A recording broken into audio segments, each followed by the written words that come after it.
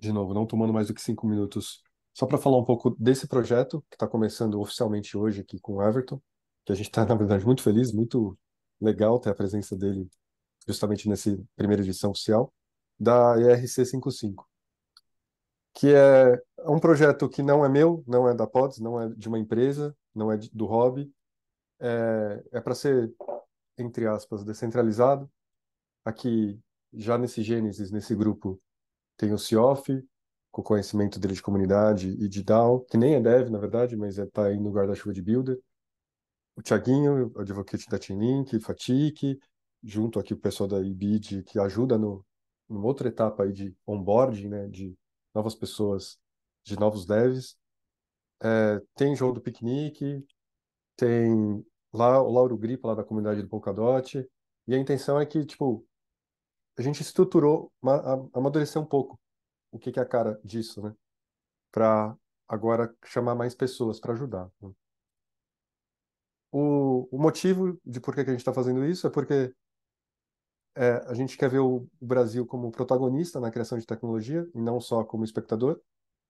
O Brasil já é, né, protagonista em várias tecnologias, seja, sei lá, o Elixir, Elixir lá do Valim, linguagem funcional usada mundo afora, seja a Lua, usada em gaming, World of Warcraft, também brasileira. Isso só para falar de linguagem, né? Aí tem aplicação e ferramenta. Mas a gente sente que aqui no Brasil ainda tem um buraco de Web3. É, a comunidade que já tem bastante brasileiro buildando, na parte técnica mais avançada aqui, não está compartilhando tanto conhecimento. Então, esse foi a lacuna aqui que a gente entra com esse projeto. O escopo é bem pé no chão, sem muita ambição aqui, de ter encontros mensais, nesse formato mais palestra, mais compartilhamento de estruturar o conhecimento, de tópicos mais avançados, dar um level up. E o como definir um pouco melhor a cara desse projeto. Ele é not for profit, quer dizer que a gente não vai ganhar dinheiro, não quer aceitar patrocínio, não. É só mais que o objetivo final aqui não é long-term shareholder value, mas no formato fundação, como é a Linux Foundation ou a própria Ethereum Foundation. Aqui no Brasil, sei lá, você tem Sírio-Libanês ou Albert Einstein, outras do estilo fundação, que são projetos sustentáveis e que funcionam. É Dev First, as outras áreas são bem-vindas, mas de modo que não abaixe a barra. A intenção aqui não é ser uma comunidade entrante, é manter o, o conhecimento técnico mais avançado. É essa carência que a gente viu. EVM First, porque tem muito ruído, né? Tem muita coisa, muita informação, então para dar um pouco de direcionamento aí do que é esse guarda-chuva. E aí esse modelo, entre aspas, DAO, aí, que significa que não só do ponto da ownership, mas que vai ter um token de reputação para premiar as contribuições. Inclusive retroativo, que a gente ainda não construiu isso, mas inclusive tipo o Everton, que está contribuindo, os organizadores, para incentivar dois tipos principais de relação, as altruístas e as mutualistas. Altruísta, basicamente, aqui simplificando, é quando você dá mais do que recebe em uma relação. Então, eu contribuo com conhecimento porque eu gosto de ver o Brasil indo para frente, porque eu gosto da comunidade indo para frente, e eu não tenho muito o que tirar dessa relação. A mutualista, ela é um pouco mais sustentável ali, porque tem uma troca, é, que é um pouco do que o Everton está fazendo aqui hoje. Por um lado, é importante que a AWS mostre o que ela tem para os devs, é um dos clientes, mas não é só por isso, né? Provavelmente ele entrou em cripto e tem um motivo maior aí. Então, o intuito daqui é ter um equilíbrio nessa relação turista e mutualista. E para isso, a estrutura básica aqui desse projeto é três atores. Um é o organizador, para agendar, fazer aquelas partes operacionais do evento. A curadoria, que tem esse papel de deixar equilibrado o conteúdo de forma mutualística e altruísta, que inclusive o Everton foi uma cobaia que foi muito legal. A gente ficou com um pouco de medo de falar para ele, tipo, pô, dá para a apresentação você trazer alguns tópicos aqui? Tipo, puta, estamos dedelhando aqui no que ele vai trazer, e ele foi super aberto. Não, legal, vamos falar disso, vamos falar de caminho da transação. Mas o mais importante aqui é o palestrante, né? Se não tiver a pessoa que vem contribuir, compartilhar conhecimento, não tem o que curar, não tem o que organizar. é a chave aqui para que isso aconteça. E aí, galera, se vocês quiserem participar, 3 sugestões aqui de como participar, seria dando sugestões dos próximos temas, ajudando a organizar. A gente criou aqui um Discord por ser a non-friendly e permissionless. A gente vai compartilhar aqui o link no grupo. E se você tiver interesse também de dar uma talk, a gente está com esse formato aí do Call for Papers. Você manda talk, ou manda no Discord, sem burocracia, manda talk no Discord, manda para alguém que você acha aqui do grupo, ou se quiser mais pelo caminho formal, um e-mail aqui para ER55 Jardim Infinito. Isso era o que eu queria falar. E apresentando agora formalmente o nosso primeiro convidado, o Everton. Everton, não sei se você lembra, mas eu te conheci na minha primeira DevCon, tô até com a camiseta aqui, em homenagem lá no Japão. E para mim você estava naquele formato meio eu fã e você o ídolo ali, tipo, caramba, o cara é um brasileiro na fundação. Eu ainda estava tudo vislumbrado, eu tinha acabado de entrar nesse mundo. E você foi super aberto. Eu lembro que estava nessa mudança da Aya lá, Miyaguchi, de Uhum. pro merge sair, né, de ter mais prioridade. Você conversou, enfim, não sei se você lembra desse momento, mas para mim foi super legal. É, e Bacana, bacana. obrigado por vir e topar e compartilhar. Se você pudesse começar contando pra gente, que eu acho que isso é bem inspirador, como que você caiu em cripto e depois como você entrou na fundação, é uma pergunta que eu tenho curiosidade. E é isso. Maravilha. O palco é seu. Boa. Obrigado pelas palavras, muito, muito gentis, sem dúvida. Eu, eu havia feito alguns anos de faculdade de matemática, daí eu mudei para algo mais relacionado às ciências da computação, questão de foco. Depois eu comecei a trabalhar com web dev, eu comecei a programar lá pelos 12, 13 anos, mas isso não quer dizer nada, né? Eu acho que hoje em dia qualquer pessoa em alguns anos já consegue ser bem proficiente no assunto. Mas eu fui meio que desbravando o meu caminho nessa, sendo muito autodidata e sem mentor, né? Então a gente bate muita cabeça, não tinha nenhuma comunidade. Eu lembro que meu primeiro livro de HTML e JavaScript foi, eu entrei numa escola técnica e eu falei, me dá aquela Xerox daquela pasta ali. E a escola nem era minha, tá? Então não tinha muito onde pegar esses recursos. Então eu senti muita falta, né, de conteúdo estruturado, senso de comunidade. E isso só vinha ter um pouco depois nessa carreira. Então, é como se o fato de ter começado um pouco mais cedo meio que nem importasse tanto, porque eu não tinha esse apoio, né?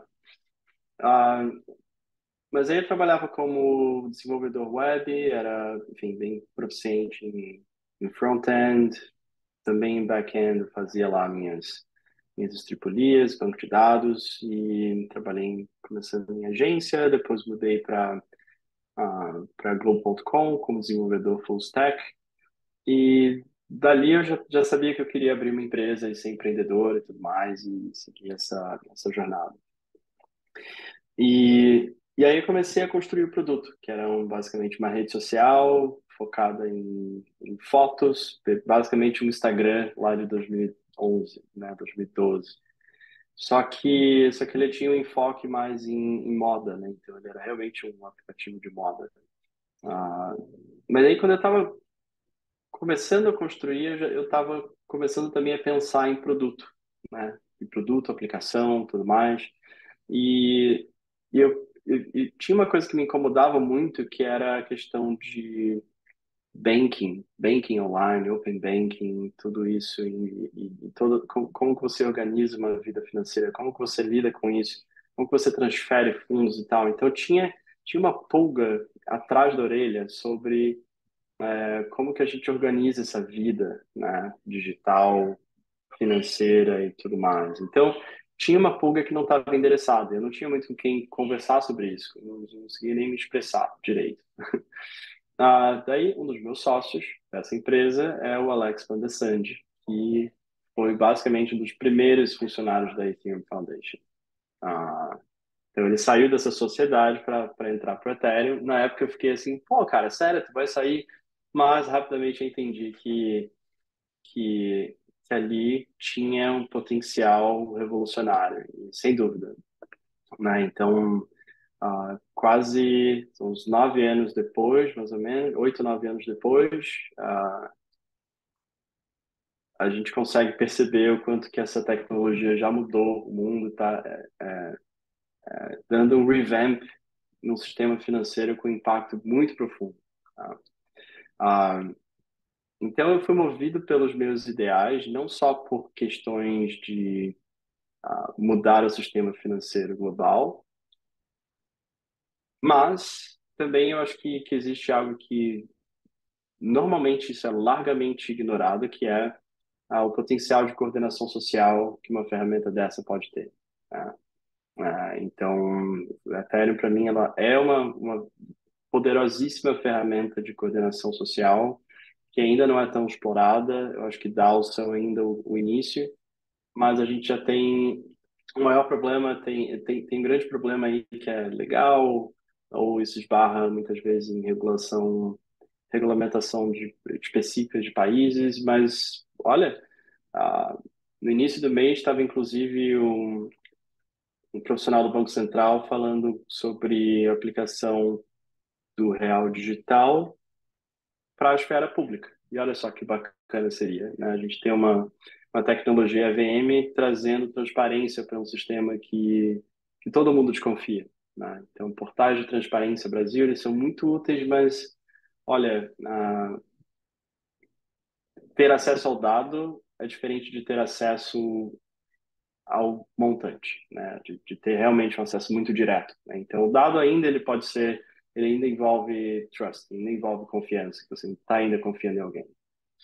E com smart contracts, você consegue programar o dinheiro, e isso é muito interessante. Você consegue ah, ah, criar uma série de mecanismos para prevenir que certas coisas aconteçam, para adicionar seguros, né, ou adicionar realmente mais segurança e proteção para aquele fundo que eu sonho de ver, por exemplo, um país rodando em cima de uma tecnologia EVM, de verdade, né? Ah, então, eu fui movido por esses ideais e conversando com essa, então, até então, pequena comunidade que a gente chama de like-minded people, né? Que era essa turma do Ethereum, era todo mundo meio assim, meio anárquico, meio doido, e era bacana a gente ter esse tipo de conversa. Então, a gente sabia que, né, AI iria chegar, a gente sabia que carros autônomos iriam chegar e que, enfim, chips poderiam ter, né, computadores poderiam eventualmente ter empregos, atividades, bots poderiam ter uma atividade econômica, né? E como que isso seria feito? Seria feito através de quê, né? Então, a gente entende que blockchain, a VM, ela é uma plataforma que possibilita esse tipo de aplicação, possibilita que robôs transacionem numa mesma rede que pessoas e que a gente eventualmente não precise nem saber quem é quem, né? Porque a gente está num sistema que a gente chama de trustless. Ah, então, fui motivado por isso, eu acho que é, enfim, bem interessante, bem interessante. É muito, é até bonito, né? Enfim, tudo que vem sendo feito aí nesses últimos, cara, 8 anos, 10 anos. Fora toda a trajetória que nos trouxe até aqui, né? Que são décadas e décadas de estudos de criptógrafos, matemáticos, cientistas de computação. Então, não vamos esquecer todo mundo e o brabo do Satoshi, né? Então, é basicamente uma grande celebração da ciência, como eu falo. A gente está aqui hoje falando sobre blockchain, sobre tecnologias que podem mover o mundo dessa forma. Ah, então, vamos fazer um overview, sendo esse a primeira oficial. Eu acho que a gente consegue, né, dar uma introdução, né, sobre a tecnologia, o que faz, como que funciona, né? Eu acho que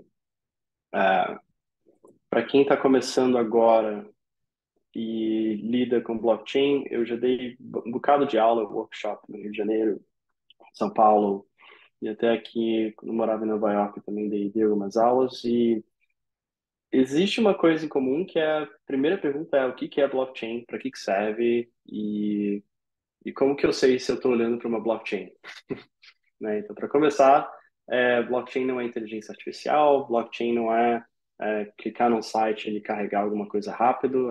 Na verdade, quase que o oposto disso, né?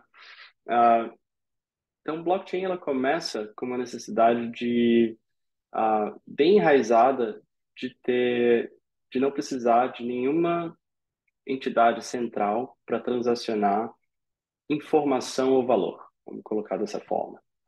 Então, imagina que, então assim, vamos começar diretamente pelo grande problema de como a internet se encaminhou, né? Hoje a gente tem, enfim, é, empresas imensas que controlam o tráfego de dados, que controlam o seu saldo do banco, que controlam a sua policy de seguros, e qualquer coisa que você tem que fazer para movimentar essas informações ou valor, você depende desses intermediários, né? Então, esses intermediários são os bancos, são as seguradoras, eles são uma rede social, né? Se você quer mandar uma mensagem para um amigo seu e você, bom, vai usar o WhatsApp, vai usar uma empresa de telefonia para isso, para mandar messages, ou o iCloud, você vai usar alguma plataforma que pertence a alguma empresa que ao longo do tempo acumula valor, né? Então, existe um valor sendo capturado da sociedade que cresce e nutre grandes corporações. Então, essa é a nossa história, né? Então, a gente sabe que a gente foi o tempo todo o produto, né? Os nossos dados são produto, são produtizados, são vendidos em mercado, às vezes semi-anonimizados, às vezes nem tanto, mas existe um produto sendo vendido baseado nos nossos dados e comportamento de consumo.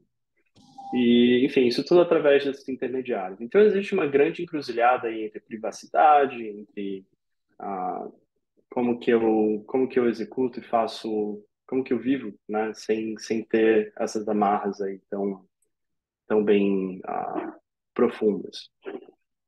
A blockchain visa endereçar algumas delas, né? Então, você desintermedia vários tipos de transação.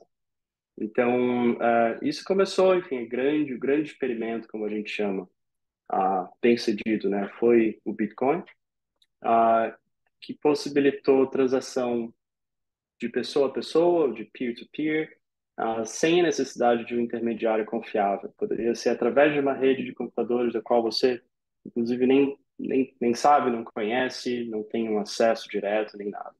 Então, é uma rede de computadores que se comunicam através de um protocolo pré-determinado e, e através dessas mensagens assinadas criptograficamente, que seriam as transações, se consegue gerar uma mudança de estado dessa rede, transferindo os unspent TXOs, né? Enfim,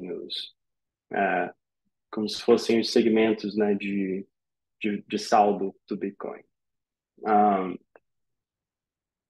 Claro que isso foi, obviamente, a gente sabe hoje que isso foi um experimento bem sucedido. Bitcoin hoje é ainda a maior, ainda tem a maior, ainda é a maior moeda coin, né, hoje. E tem sim a atenção de instituições financeiras globalmente. Bitcoin hoje é reconhecido como uma grande reserva de valor, não é feito sua implementação principal hoje ainda não é tomada como, não é vista como um meio de pagamento ou nada do tipo. Existem outras vertentes do Bitcoin que visam, né, esse tipo de caso de uso, mas Bitcoin lá com seus blocos a cada 10 minutos, ela é uma rede um pouco mais lenta, um ritmo mais calmo, né? Uh, Dá um fast forward de alguns anos, e aí o Vitalik lança um white paper que depois ganhou a atenção de outras mentes brilhantes do meio, como Gavin Wood, Jeffrey Wilka, e eles fazem essa primeira prova de conceito do Ethereum, que basicamente pega emprestado esse conceito de centralizado, seguro, e adiciona um ingrediente muito especial que é a EVM, né? Então, a EVM é uma máquina virtual, é uma Ethereum Virtual Machine, que faz com que você consiga salvar código dentro dessa rede Isso é diferente de outras implementações de blockchain, como a Hyperledger Fabric, na qual você tem um código que você faz um upload para algum lugar que não é na blockchain, né? E aí cada nó baixa aquele código, executa através de através de um Docker da vida e salva o resultado e eles comparam o resultado. A EVM, o código ele é salvo na blockchain. Então, para começar, a gente tem esse conceito de que você não vai fazer um upload de muito código lá para começar, né? Então o código ele é limitado, a gente mantém isso para apenas para as partes mais críticas, né, de um processo. Então é muito diferente de rodar um site, um serviço de back-end, como a gente, né, que já vem de outras praias faria. Então, na EVM, nessa estrutura de blockchain, tem vários ingredientes assim muito importantes, né? Que aí, como eu mencionei antes, basicamente o fruto e a culminação de muitos papers e estudos científicos que precederam. Então, como que você faz para, conectar esses bancos de dados, esses clientes que ficam rodando? Então, você precisa de um protocolo peer-to-peer. Como que você garante que esses bancos de dados estão sincronizados, se você não tem uma unidade central?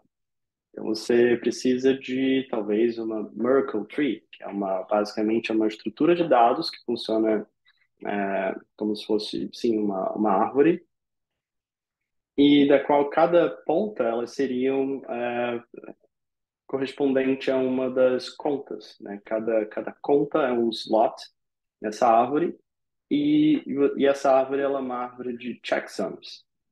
Então, cada conta ela tem 4 atributos principais, que um é o saldo, um é o armazenamento, é o storage, são as unidades de armazenamento daquela conta ali. O código, sendo um contrato inteligente, um smart contract, ela armazena esse código dentro do slot da conta. E o nonce, que ele é basicamente um auto-increment, é um número que se incrementa a cada transação que se efetua a partir daquela conta. Pode entrar em mais detalhes aí, mas é basicamente o Ethereum ele dá a possibilidade de se criar um mini computador, um mini programa ali que ele tem, que ele pode ter. É um programa que ele tem armazenamento, código, saldo e um número de controle. A partir daí, muita coisa pode ser feita, porque é uma máquina virtual, na verdade, bem potente, né? Então ah, existem os opcodes, que são instruções de baixíssimo nível, né, que ajudam você a criar virtualmente qualquer tipo de aplicação ali dentro, né? Então você tem interfaces e opcodes que emitem eventos, que gerenciam esse saldo, que gerenciam controle de fluxo de erros, que gerenciam os fundos da própria conta. E ele é ali algo, de certa maneira, completo, né? Você consegue, a partir de um contrato inteligente, executar, fazer chamadas a outros contratos, receber o retorno deles, tomar decisões e que funcionam, cada transação ela funciona de modo atômico. Então, assim, bem decente, né? Bem completo, bem interessante. E o fato da EVM ser apenas da EVM não ter execução paralela, há quem diga que isso é ruim, mas olha, tem muitos casos de uso positivos para isso também, né? Então você consegue hoje em dia executar operações que seriam inimagináveis no mundo financeiro tradicional, que é o conceito de flash loans. Então, basicamente, você cria um smart contract no qual você determina um certo comportamento, você pega emprestado certos fundos num protocolo de DeFi, você faz operações de arbitragem, no final você paga aquela transação, aqueles fundos que você pegou emprestado. Só que caso alguma coisa dê errado, caso você não consiga repagar aquilo, a transação inteira dá um rollback e, no fim, nada aconteceu. Então, esse tipo de comportamento, esse tipo de coisa era assim, virtualmente impossível de ser executado no mercado tradicional, nos sistemas tradicionais, né? Você precisaria ah, evoluir muito em cima de sistemas díspares para chegar num comportamento semelhante e com dinheiro programável, né, com uma plataforma generalizada onde você consegue programar comportamentos, você, na verdade, pode fazer isso. Então, então sim, a gente consegue entender por que essa revolução é importante, porque que ela tem atenção a, de basicamente todas as grandes instituições financeiras hoje. Então, vamos falar sobre como que funciona esse nó, né? E um pouco do histórico que eu observei enquanto eu trabalhava lá no Ethereum. Então, os primeiros clientes foi Go Ethereum, mas também teve o ETH, que era o F, que foi desenvolvido em C++, mas ele não teve uma vida longa, apesar de ele ser bem rápido. A,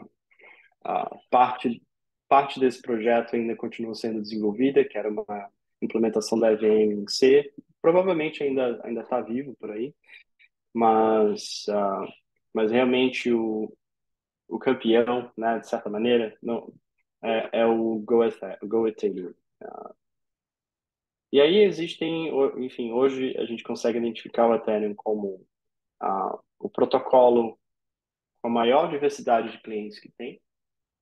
Ah, tem diversas linguagens, tem inclusive clientes que já foram desenvolvidos enfim, não conseguiram manter o ritmo de desenvolvimento parado no tempo. E a gente sempre tem novos clientes sendo criados. Então, enfim, eu já vi vários clientes virem, virem e irem. Então, o que eu diria que hoje é o mais promissor seria pulando o Aragon, que é basicamente um clone do Go Ethereum, bem performático, eles mudaram a configuração do banco de dados, o esquema de banco de dados, modificaram a ordem de sincronização do servidor, acabou ficando realmente mais rápido do que o Go Ethereum.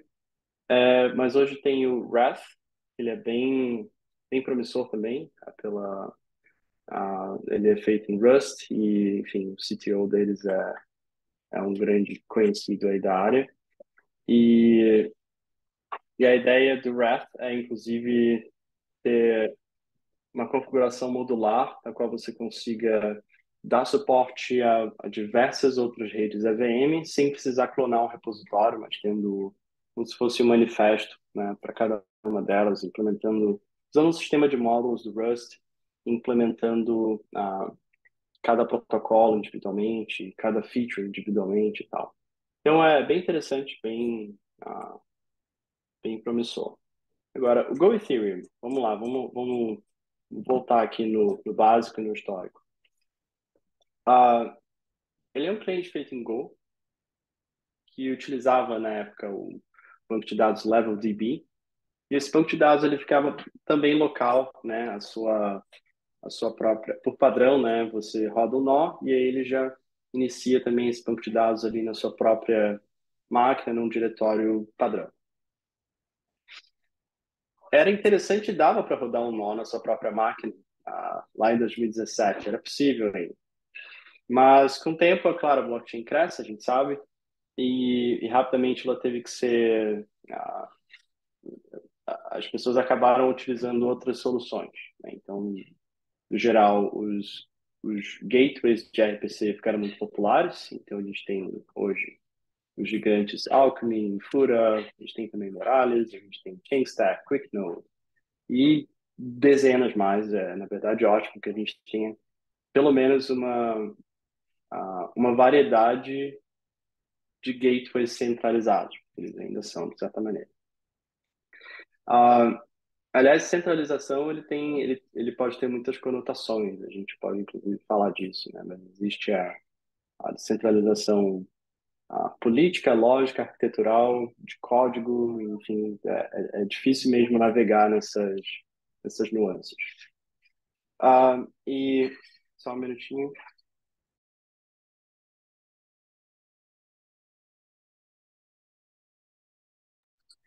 Tive uma visita aqui.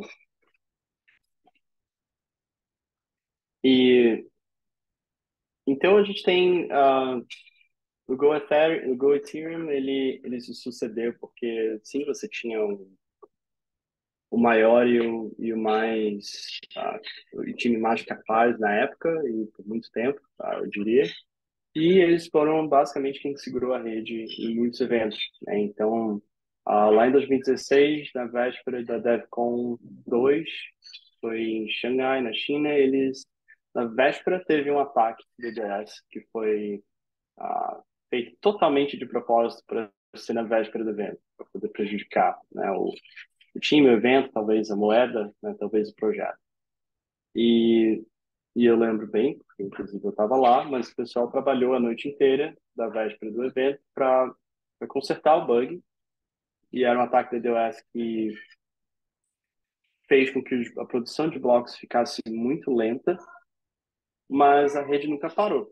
Então isso é interessante, né? Que esse pessoal realmente o projeto é muito sólido, né? Então a gente vê a Solana que surgiu com a ideia de ser mais um Ethereum Killer, que já teve seus episódios onde teve que ser desligado, rebutado, né? A mesma coisa com iOS, né? Que já aconteceu no ano passado, tudo mais. Tenho grande respeito por outros protocolos, mas, enfim, eu acho que a gente tem que tratar as coisas com humildade, né? Não tentando matar o Ethereum, falando muito mal e tudo mais. Ah, então, o Go Ethereum, ele gerencia essa camada de peer-to-peer, ele gerencia esse banco de dados, que era Level do P, agora acabou de mudar, e ele gerencia esse estado, né? O estado de todas as contas. Então, Alô, visitante.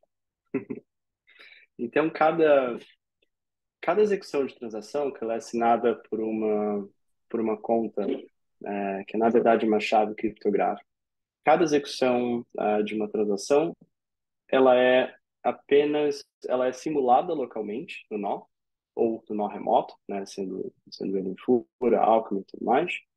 E essa transação ela é enviada para mempool, que é basicamente uma fila de transações simuladas daquele nó. E aí, através do protocolo de peer-to-peer, ela é feita o broadcast para vários outros nós e estima-se, né, que dentro de mais ou menos 3 segundos uma transação ah, consiga pelo menos trafegar, né, ao redor do mundo e com o destino do produtor do bloco, né, o block producer, que antigamente já foram mineradores, hoje em dia é o pessoal que faz o staking.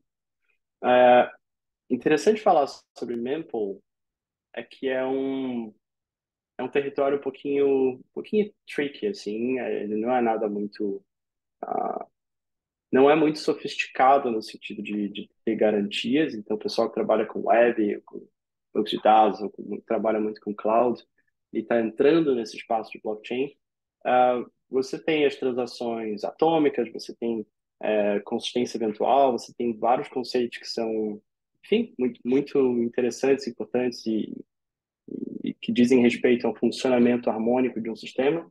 Só que quando você envia uma transação na blockchain, tudo pode acontecer, tá? Então, a transação ela pode ser, ah, dependendo do mecanismo, né, que se utilizou. A transação, ela primeiro ela é proposta, né? Então, ela vai para um nó local e aí sim ela é feita o broadcast para vários nós. Ah, se você não envia também uma precificação suficiente, se você coloca uma transação que a gente chama underpriced na sua estimativa de gas, essa transação ela pode ser esquecida. Ela pode ser esquecida não do nó que você enviou, primeiramente, porque ele tem, pelo menos no Go Ethereum, ele tem uma flag que a transação que você envia via RPC, aquele nó ele não vai esquecer tão cedo, mas ele transmite essa transação via peer-to-peer. E aí, esses outros nós podem esquecer, baseado numa regra específica que não é embutida no protocolo, mas que cada cliente pode ter a sua configuração.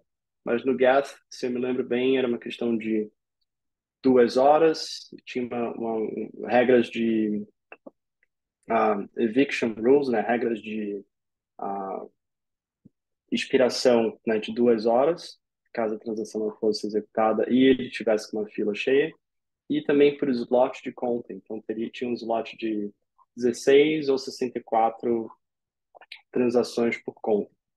Então, eu já lidei com clientes como o MakerDAO, que eles estavam,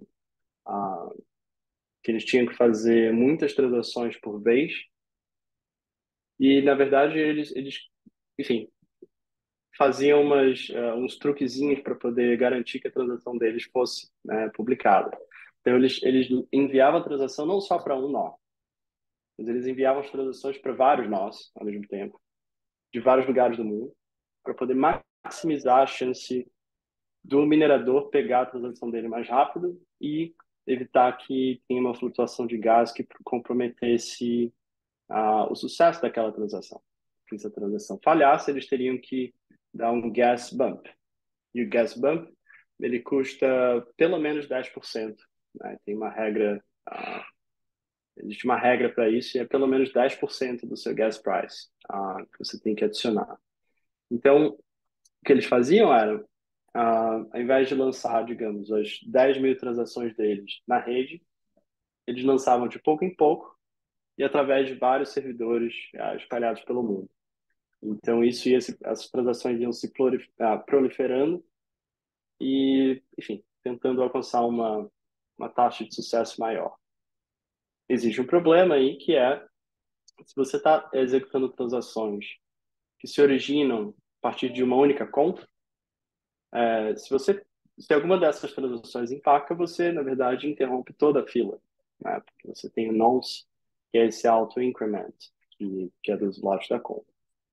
Então, é algo que tem que ser feito com cuidado, né? Então, tem sistemas, tem startups que ajudam nisso. Então, tem vários gateways hoje em dia. Tem, por exemplo, o Infura, Alchemy, são, enfim, gateways populares que eles têm alguns mecanismos ali para ajudar que a sua transação não seja esquecida. Tem, enfim, mas ainda assim é algo que não é tão simples como uma chamada de API que é garantida, né? Então existe esse risco. Pois bem, falando sobre risco e transação e execução, esses gateways grandes, eles também oferecem alguns riscos. E o risco não é necessariamente de segurança, queria falar mais de ah, como que essas transações são executadas e transmitidas para os mineradores. Então, o Infura, a arquitetura deles, ele é um pouco centralizada, né? Ela não vou dizer que centralizada, porque é um termo muito ambíguo, mas ele é muito concentrado. Então, é basicamente em, em um conjunto de data centers regionais da AWS, na costa leste dos Estados Unidos, que é a famosa US East One. Então, o Infura, enfim, informações públicas, né, mas eles concentram muito isso nessa região. O que não é, enfim, o que é ótimo para a operação, né, eles têm, claro, sistemas de disaster recovery, mas é importante que você tenha nós distribuídos ao redor do mundo, para você ter uma certa equivalência dessas transações sendo enviadas e uma certa distribuição delas também. Acontece que muitos produtores ah, turma que fazia muita arbitragem, que ficava observando as transações no mempool, acabavam basicamente lendo e vendo tudo que tinha naquela região, né, que o Infura estava instalado. E, e basicamente, se você quer ter informações mais rápidas da rede, você não necessariamente precisa estar perto ah, do Infura, mais perto de quem está produzindo os blocos. E até pouco tempo isso estava mais concentrado na China. Então, ah, eu, Eu, inclusive, quando eu trabalhei com o OneInch, a empresa de DeFi, e eu aconselhei eles ao invés que eles, enfim, eles têm um foco muito grande em performance, enfim, melhores máquinas, enfim, tudo deles é realmente muito potente e bacana. Mas eu recomendei eles assim, olha, ah, se vocês quiserem ter uma performance gigantesca, você tem também que considerar não onde as pessoas estão enviando a transação, mas onde os blocos estão sendo produzidos, né? Então, assim, existe aqui um plano de otimização de questão de milissegundos para milissegundos, mas desde o bloco ser produzido até ele ser consumido pelo seu nó, ele, que é, enfim, digamos, na Alemanha, o bloco está sendo produzido na China. Então, acho que o mais sábio seria você distribuir os seus nós de leitura para que você maximize a sua percepção, né? Para que você maximize ah, a chance de você ter informações do bloco mais cedo. E eles implementaram isso, apresentaram no Summit da AWS lá de Berlim, uma prova de conceito que eu tinha feito para eles, que era basicamente usando 6 servidores espalhados pelo mundo, e todos eles com assinatura de blocos, enviando todos esses dados para uma região central, que no caso era Londres, para que eles pudessem processar esse novo bloco de um jeito mais rápido, né? Ah, ainda nessa onda, existe uma empresa que é super bacana, faz um trabalho muito bom, que é a Bloxroute, que, enfim, imagino que alguns aqui já tenham visto. Vou pegar o link.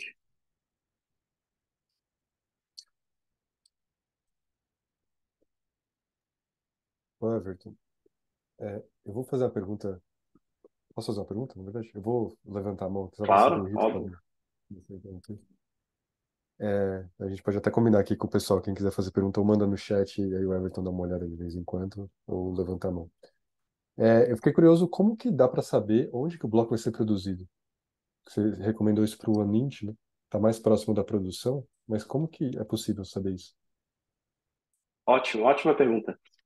Na época, antes do merge, eram ainda os mineradores, né? Então, a gente sabia que o hash rate estava concentrado mais na China, né? Então, a maioria dos blocos vinham de farms de mineradores na China. Ah, então, assim, seria sensível, seria uma possibilidade a gente apenas posicionar servidores nas regiões que a gente tem o serviço, que seria a Coreia do Sul, Singapura ou Tóquio, para poder meio que pegar ali o que aparece da região. Mas, na verdade, ninguém pode determinar exatamente de onde que vai ser produzido aquele bloco, né, na época de mineradores e tudo mais. Ah, e agora com staking, na verdade, isso distribuiu geograficamente os blocos, né? Então, hoje é barato você fazer esse staking, é acessível, né? Você tem um serviço de staking, você não precisa ter energia baratíssima, equipamento caríssimo para poder executar isso. Então, na verdade, a ideia foi distribuir nós pelo mundo, e aí os seus nós, que estariam em 6 regiões diferentes, observariam os seus territórios com uma chance maior de ter informação mais cedo e enviaria as mensagens através de como se fossem encanamentos mais rápido, né? Então, ao invés da informação vir, digamos, né, ao invés da informação trafegar da África do Sul até o servidor do Canadá, via peer-to-peer, que ela vai dando vários pulos assim, vai se propagando e tal, você teria, digamos, um servidor na África do Sul e a sua região central em Londres, e você teria o que seria uma espécie de encanamento, uma ligação direta, né, ah, entre essas regiões. E é o que a gente fez. Então, na AWS, enfim, aí entra o poder, né, do serviço cloud, que é, enfim, grande campeão, líder aí, né? Ah, eles têm serviço para isso. Então, tem o serviço que é o SNS, que é o Simple Notification Service, que ele utiliza o backbone da AWS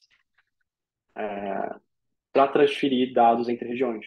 Então, você consegue ter, e isso foi basicamente essa prova de conceito. A gente pode até trocar essa ideia no grupo, eu disponibilizo o código, né, com automação para criar os servidores e tudo mais. Mas era um servidor em US East 1, um em Londres, um em Dublin, um em Singapura, um em Tóquio e um em Seul, Coreia do Sul. E aí, esses 6 servidores up, e aí cada bloco que chega, ele envia todas essas mensagens para o servidor de Londres, ah, e executa via serverless, enfim, aí pode ser exatamente o que você quiser ali. Então, a ideia, no caso de uso de maximizar a visibilidade de novos blocos, esse foi o melhor que eu consegui chegar. Eu acho que ele é bem decente, né? Ah, Para melhorar. Uhum, pode falar. só um complemento aí. Depois do merge, ficou mais previsível ainda, né, a quem vai ser o próximo proposer do bloco, né? E você consegue prever, acho que é desse e da próxima epoch que está rolando, você consegue saber exatamente quais vão ser os validadores que vão propor o novo bloco, porque você tem o set de validadores, né, e o rundown que é atualizado a cada, acho que 2 epochs, alguma coisa assim. Então você consegue ter uma certa visibilidade no futuro de quem vai ser o próximo proposer, Rob. Boa, boa, perfeito.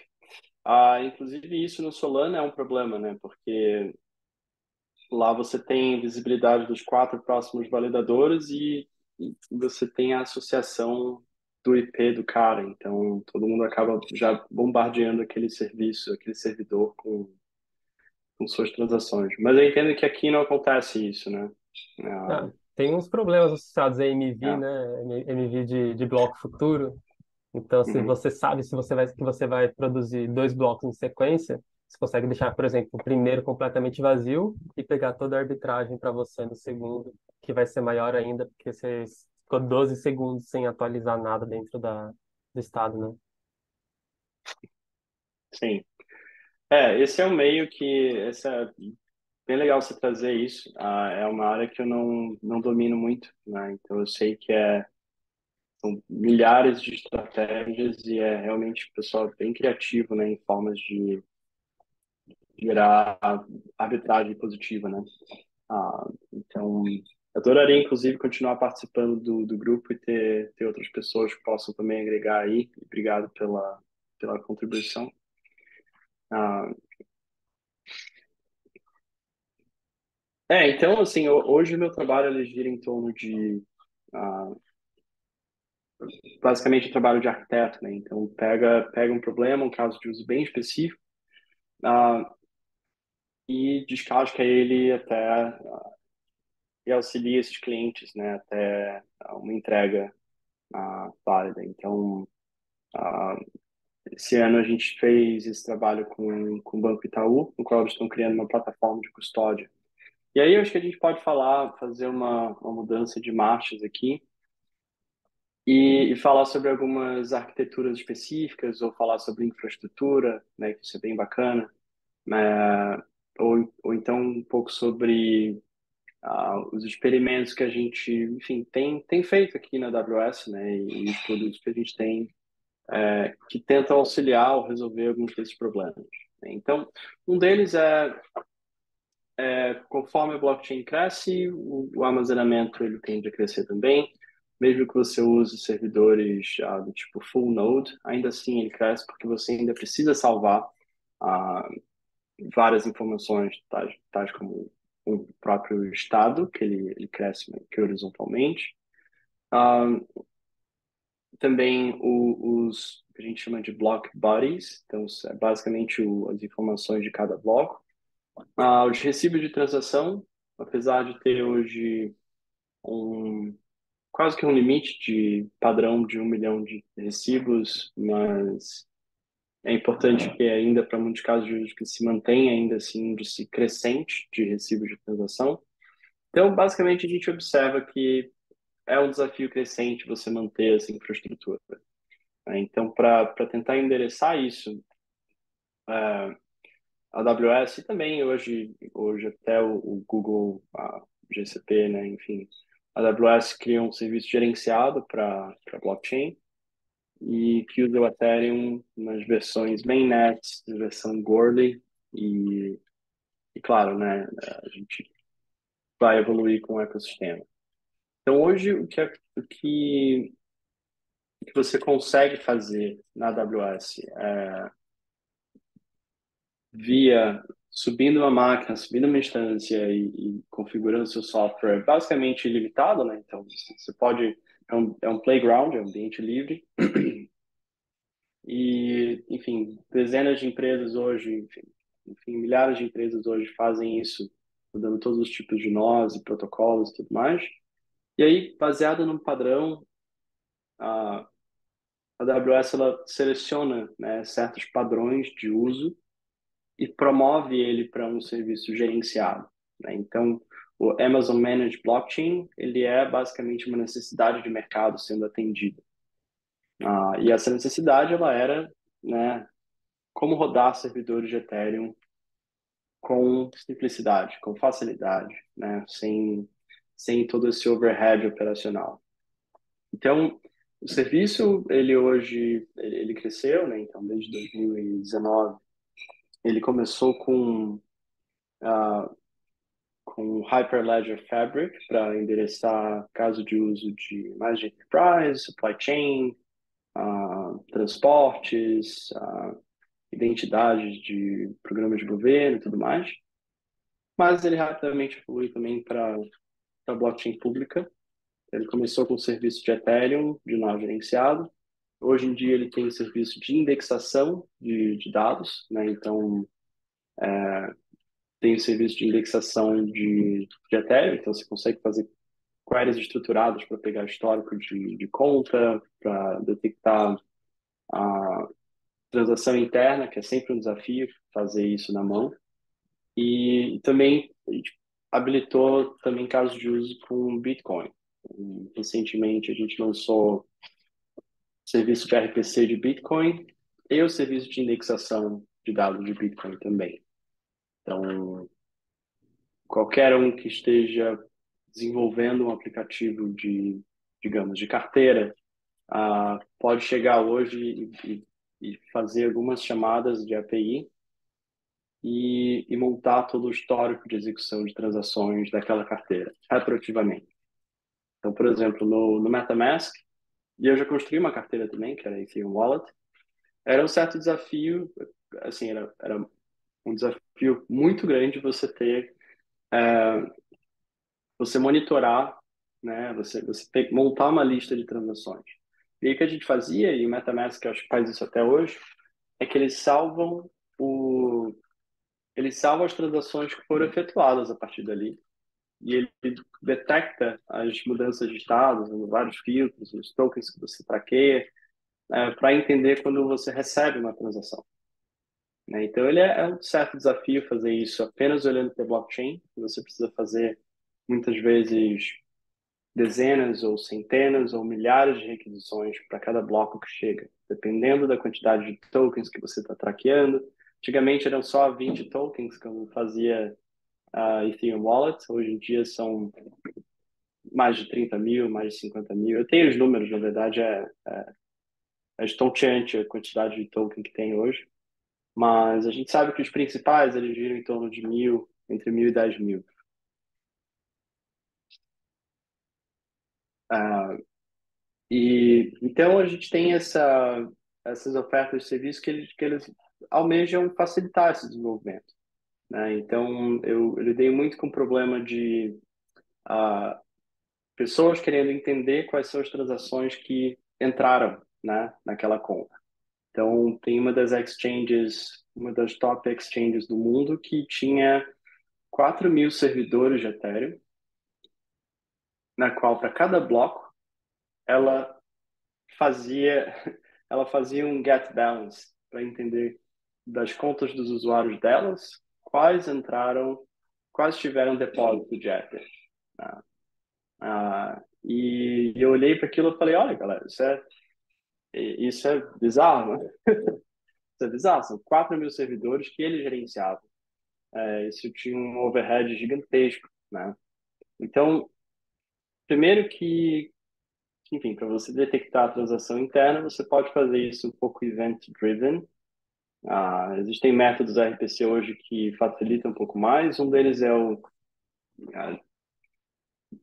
vou digitar aqui.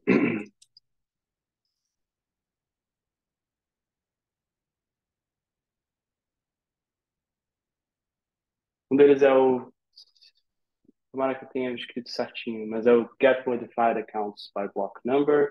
Você consegue saber bloco a bloco, ou a partir de um range, quais foram as contas que tiveram alguma alteração delas, seja no nonce, no balance, no code ou no storage. E a partir dali você, enfim, filtra, né, qual é o seu universo de contas que te interessa. E aí você faz as queries RPC que você gostaria. Mas é um caso de uso muito popular também que eu vejo pessoas fazendo para detectar essas transações internas é usar debug trace para todas as transações de um bloco. Isso eu já vi muita gente fazendo. Acaba sendo muito caro, muito, muito caro você executar isso. E no geral, a gente tem muitas startups fazendo os seus produtos agora, e você já começar tendo esse custo fixo alto, ele se torna inviável, né? Economicamente inviável, né, para muitos casos de uso. Então, soluções como essas, na qual você consegue, com uma API, sim, que ela é centralizada, mas ela é indexada, né? Então, tá aí o benefício. Consegue saber quais foram essas transações externas, internas, tokens transferidos, mint, burn e tudo mais. Então, realmente, ela vem para simplificar esses casos de uso daí. Então, só como posso fazer um rápido tour aqui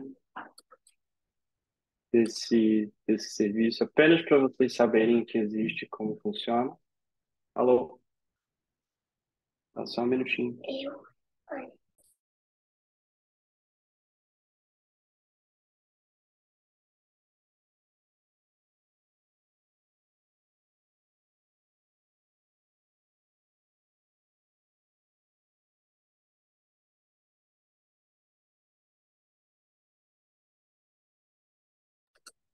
Opa, de volta.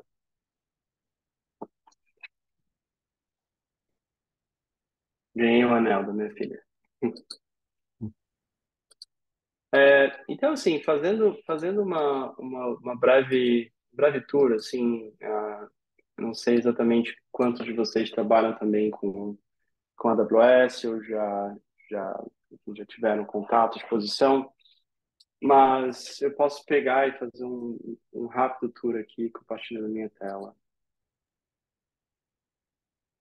Se quiser demonstrar como rodar um nó ao vivo aí, seria show. Maravilha. Então, vamos direto aqui para... Ok, isso aqui é a tela desse serviço, né, a partir do console. Então, você tem esse AMP, que é o Amazon Managed Blockchain. E a partir daqui, hoje em dia, você tem essas três formas de se usar, né? Então, hoje o privado, que é o Hyperledger Fabric, ele não é muito a nossa praia aqui, né? Tem o dedicado público, que é Ethereum. Então, aqui a gente tem Mainnet, Testnet. Sepolia em breve.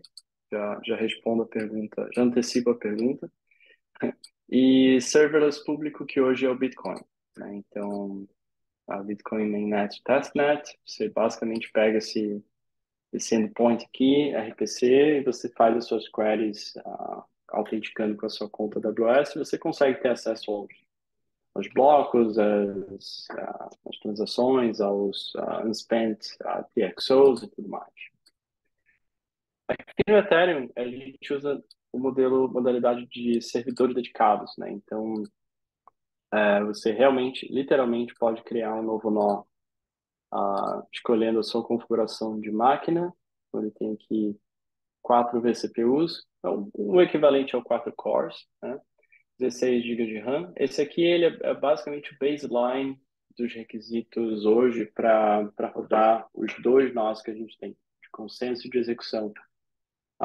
Enfim, cada um requer 8 GB de memória, então 16 GB é hoje meio que entre mais ou menos o mínimo, né, possível.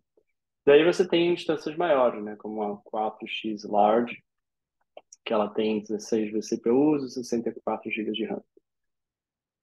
Basicamente, isso depende do seu caso de uso, se você vai, o seu perfil de execução de métodos RPC, o volume e tudo mais. Então, eu geralmente, para testes internos, eu sei que bota 4XL, mas eu sei que é muito tiro de canhão para matar formiga.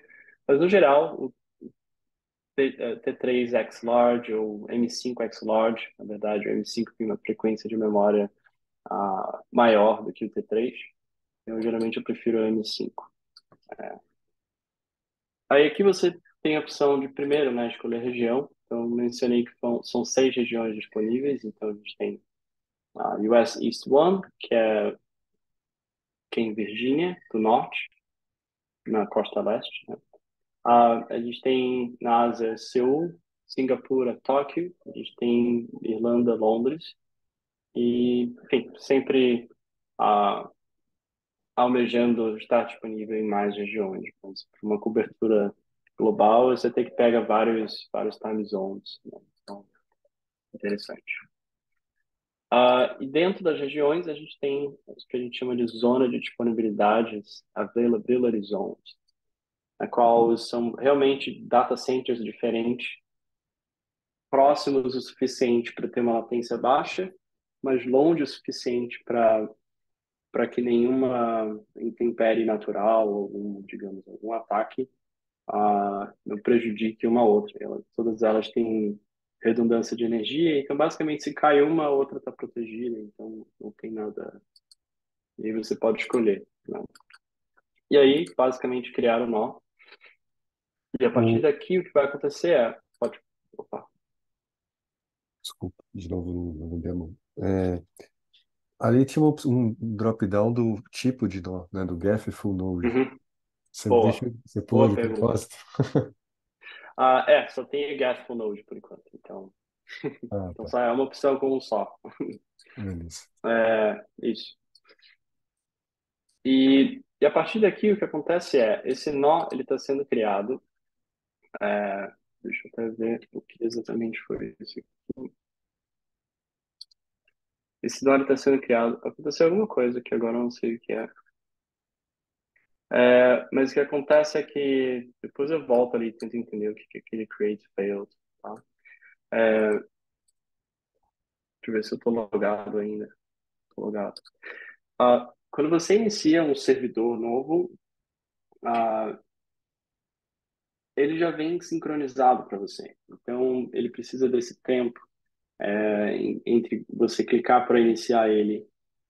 Um snapshot inteiro está sendo carregado naquela instância. E hoje em dia isso passa de 800 gigabytes no Geth para um full node. Então, existe esse tempo de criação dele, que pode ser 1 hora, dependendo do tamanho da máquina, pode ser 2 horas, no máximo 3 horas para carregar esse snapshot. E a partir dali, ele é um nó diplomático, né? Então, ele não é um nó egoísta, ele é um nó que ele executa o seu papel de peer-to-peer, de sincronização de leitura, e ele lê dos outros, ele também provê dado para os outros, o que não é muito comum para empresas grandes, que muitas delas colocam seu nó protegido, né, em modo de leitura da rede, né, o que prejudica esse ecossistema. A partir daqui, a gente tem esses dois endpoints, que um é o WebSocket, o outro é o HTTP, e esse endpoint, ele funciona, ele aqui ainda não está, esse endpoint, ele precisa ser autenticado, né, pode perceber que ele não tem nenhuma API key, né, como a gente está acostumado em outros serviços tais como o Alchemy, o Infura.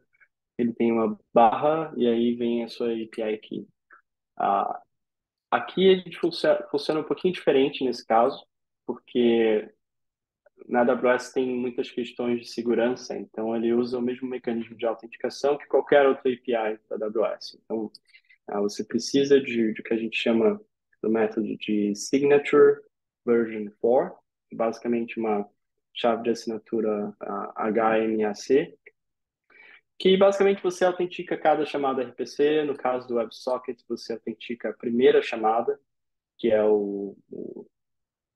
primeira chamada para esse endpoint, ele abre a conexão e aí dali você trafega normalmente. Ah, eventualmente a gente eventualmente a gente lançou algo semelhante, né, ao API Key, que você consegue acessar através do endpoint, que é bem parecido, mas ele tem esse T aqui no meio, no qual você consegue colocar a sua API Key aqui no final. Mas aí ele tem um modelo de segurança um pouco mais aberto, né? Porque qualquer um que tem acesso a essa URL, ele consegue acessar e fazer o billing da sua conta. Que é basicamente o mesmo problema que se tem hoje em outros players que colocam a autenticação na URL. Enfim, mas a gente tem esse aqui também, ele é ótimo para testes rápidos, para tudo mais.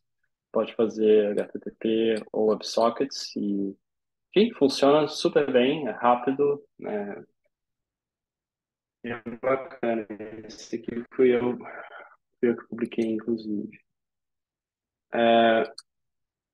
Caso queira se criar uma chave dessa, clique em Token Based Access, clicar em New, aí ele já aparece aqui.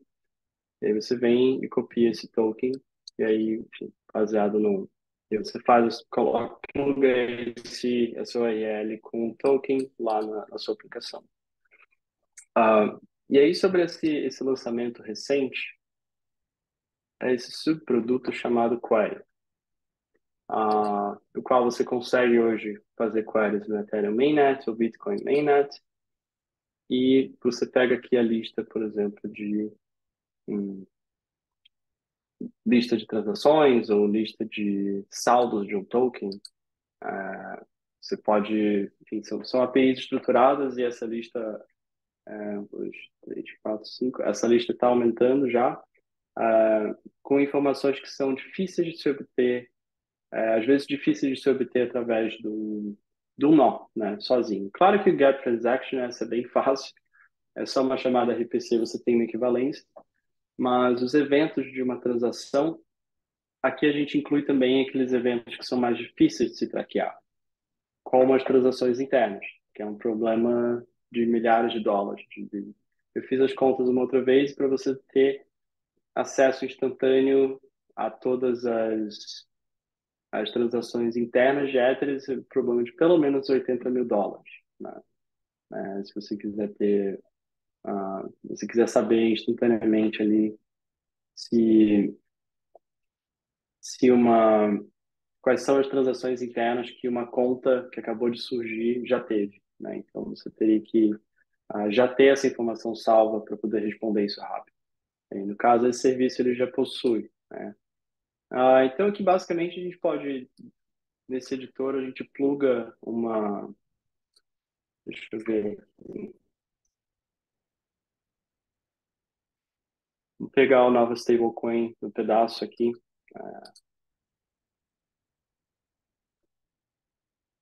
Você pega, por exemplo, uma transação, deixa eu ver uma transação mais interessante aqui, quantidade.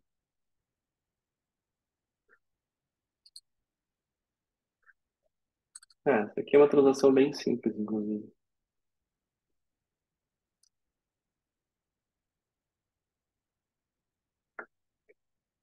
Ele retorna qual é o tipo do evento, se é um RC, pode ser 1155, 721, pode ser internal ether transfer, pode ser mint, burn, tudo mais. Ah, e aí ele fala o que aconteceu nessa transação, né? E aí, basicamente você tem essa informação de uma forma muito rápida, porque ela já está indexada, e você consegue também ter acesso a, bem prático, digamos, pega essa conta daqui e, e faz essa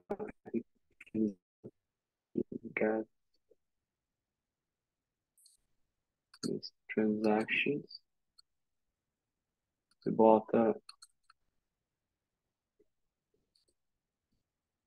2022 até hoje.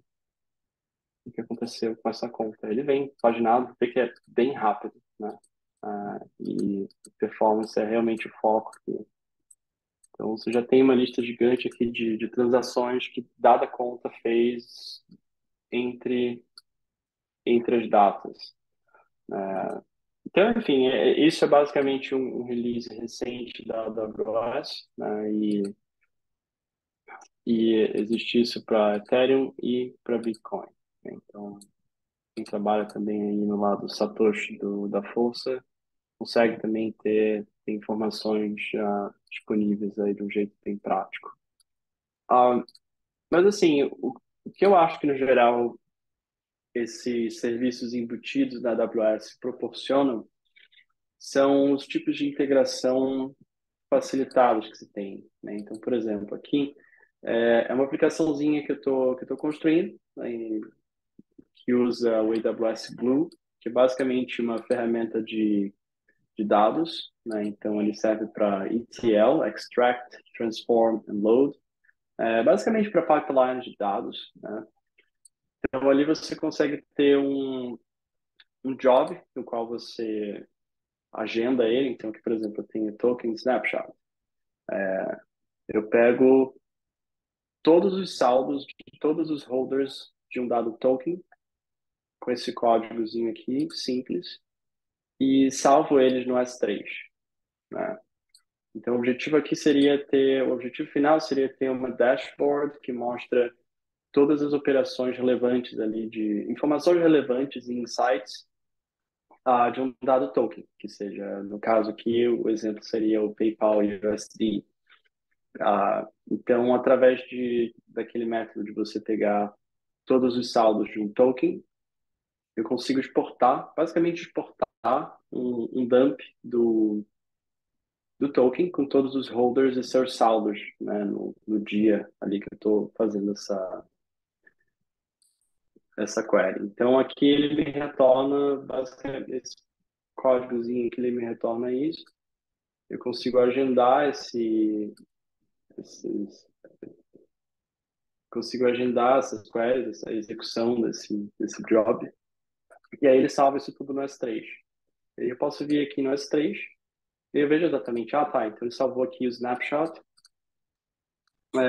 nesses arquivos CSV, e aqui tem todos os holders do PayPal USD. Não são muitos, né? Mas enfim, a USDC e o Tether, eles têm 1 milhão e 4 milhões de holders, né? Mas eu já testei também com esses outros tokens e, enfim, é possível, né? Você exporta todos eles para CSV. Depois você faz análise e eu posso mostrar para vocês mais ou menos como que isso funciona down the road ali. De modo semelhante, a gente tem também os transfers, então todas as transferências, né, de token daquele contrato. Então, aqui a gente tem o list transactions, e aí tem o list transaction events, que ele pega todos os RC20 transfers que aconteceram daquele contrato. E aí, basicamente, ele salva tudo no S3 também. E, enfim, então isso aqui é uma parte, né, que fica mais fácil você extrair dados relevantes da blockchain para análise futura. Então, uma vez que isso tudo está aqui, digamos, no seu S3, no seu repositório de dados, você consegue usar outros serviços como Athena, por exemplo, que basicamente você tem uma interface SQL que lê do S3 direto, daqueles arquivos CSV. Então, você cria se fossem tabelas virtuais aqui, e eu acho que isso aqui estão até vazios. Não, isso aqui tem. Você cria tabelas virtuais, você faz queries SQL em cima de arquivos CSV que estão materializados aqui. Não tem nenhum banco relacional por trás. Então, assim, aí quando esses dados aqui que são, enfim, são interessantes, são dados de blockchain, eles caem nesse mix de serviços AWS, basicamente esse é o limite, né, para o que você faz com esses dados. Então, uma vez que ele está aqui no Athena, que é esse serviço que possibilita que você crie queries SQL lendo do S3, e ele é serverless, você não tem que gerenciar nada. Daí você pode, por exemplo, usar o QuickSight, que é um serviço basicamente de dashboard, de visualização. E aí, a partir daqui, você pode criar, digamos, suas análises, né, suas dashboards. Você importa aquele dataset e aí, a partir dali, você cria as suas dashboards. Então, aqui você pode ter gráficos que mostram a atividade diária de token, quantas transferências por dia, quem são os top holders, quais são os maiores protocolos de DeFi que interagem, como que o seu token está sendo utilizado, quantificar o quanto que o token está sendo utilizado em cada plataforma de DeFi. Desde que você tenha quais são os endereços dos contratos de DeFi, você consegue plotar eles aqui numa dashboard, né?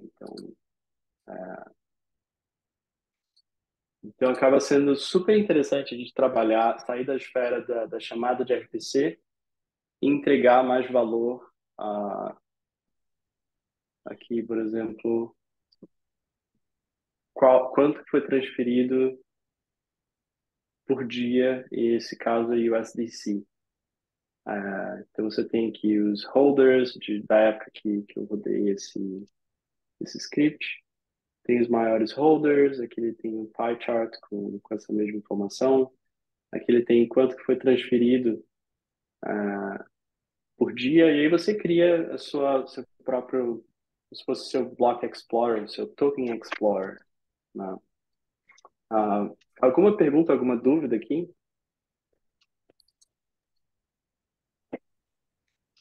É, eu tenho uma, mas eu acho que você já respondeu. Naquele exemplo do Job, você já está batendo no serviço das Uhum. queries pré-programadas ali, né? Vai. Isso, isso, exato, exato. E aí eu acho que tem algumas.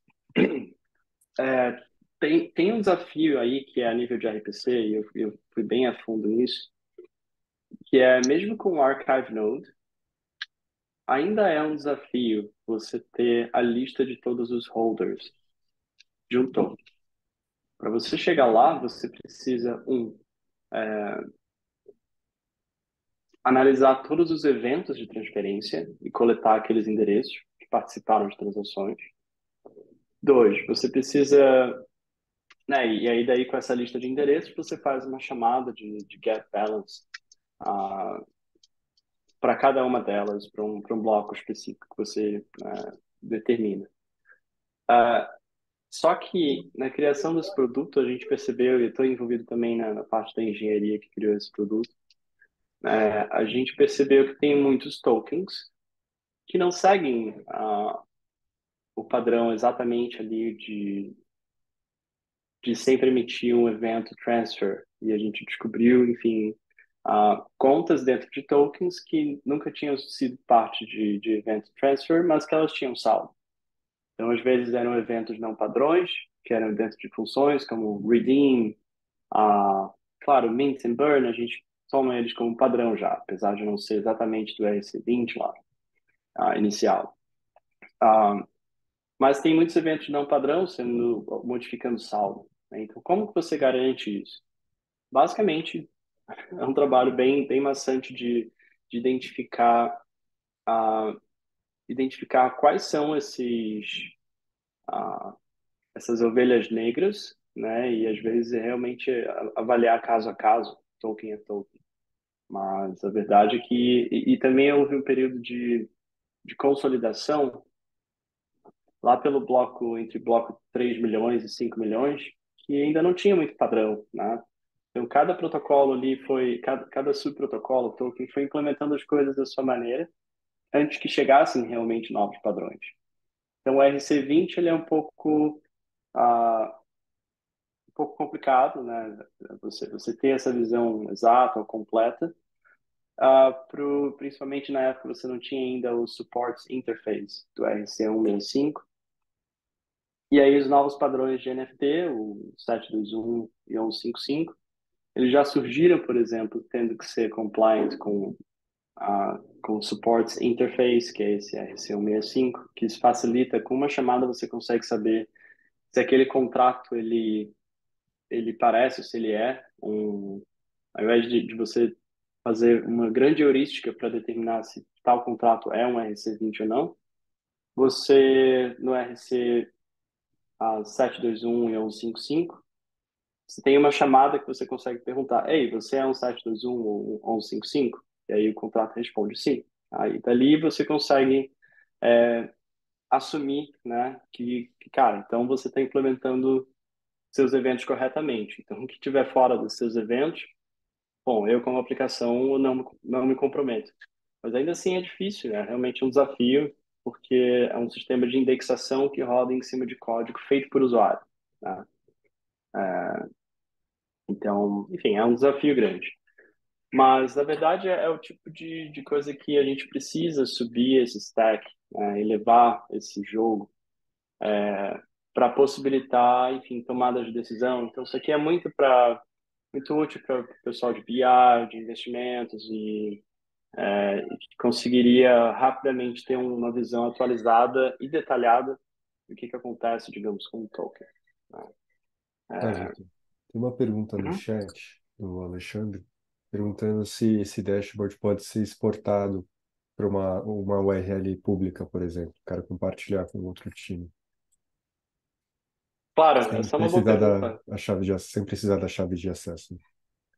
Sim, você pode exportar ela para a versão pública, você pode embedar ela via HTML, né, aqueles embeds clássicos.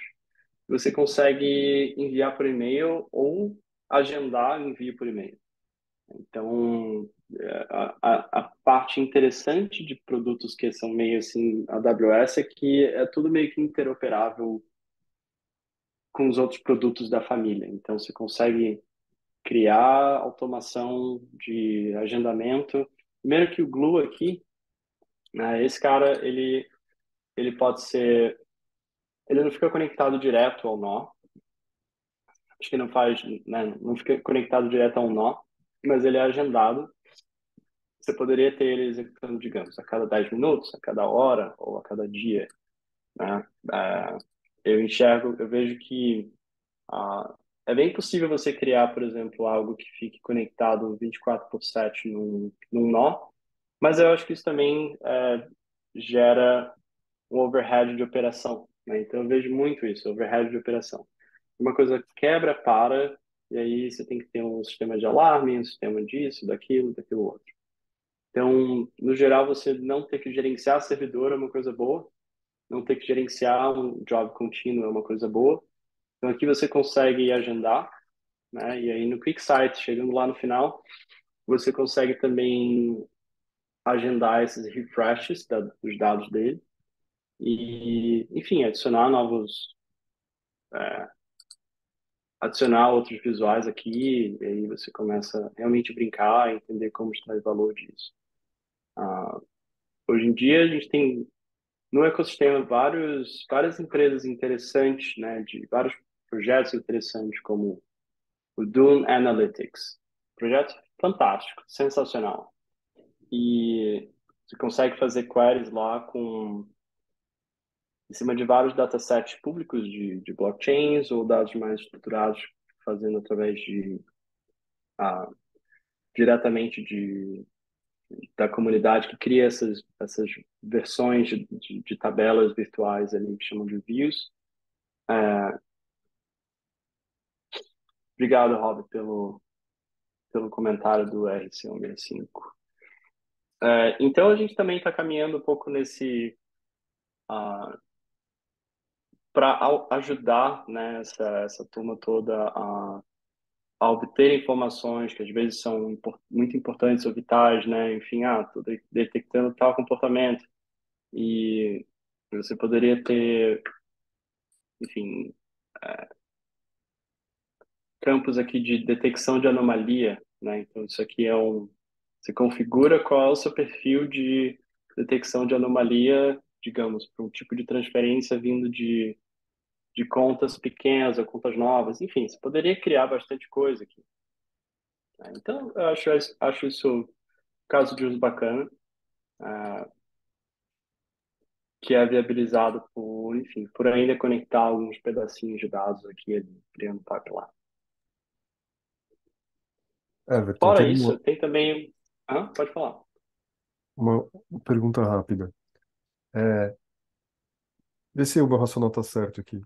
Pelo que eu entendi, o Glue, quando você está usando a ferramenta do ETL, ele está lendo direto lá das queries estruturadas, vou chamar assim.